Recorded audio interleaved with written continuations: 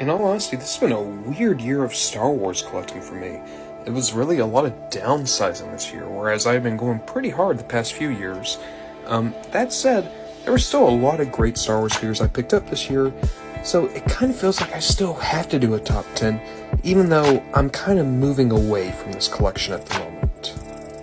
And number 10 is just a really beautiful clone trooper. I love the Jet Trooper.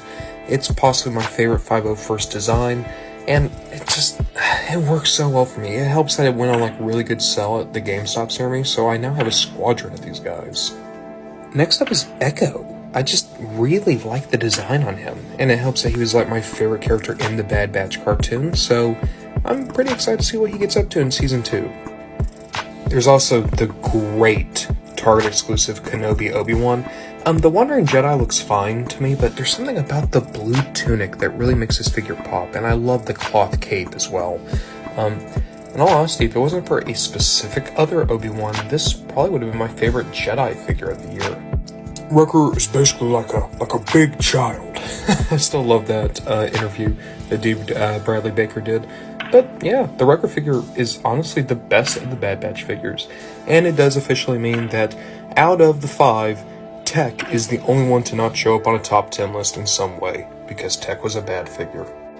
A late addition to the list, but one that really stands out, the Umbra Operative is possibly my favorite GameStop exclusive they've done so far. It's like, don't get me wrong, it's totally just a Call of Duty ripoff skin, but don't deny how sharp this looks. Now remember, this is the top 10 Star Wars figures I got this year, not that it necessarily came out. That's how Clone Wars Obi-Wan becomes number 5. Like, it's just the best Obi-Wan figure I've ever seen. I love the face sculpt. The entire sculpt of the figure really is beautiful.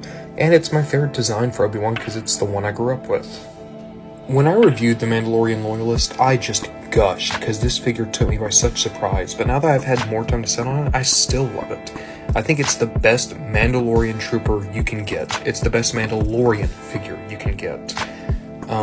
There is one I like more, but I think this is just objectively one of the best Black Series figures ever made, and it helps that he's such a great figure to pose.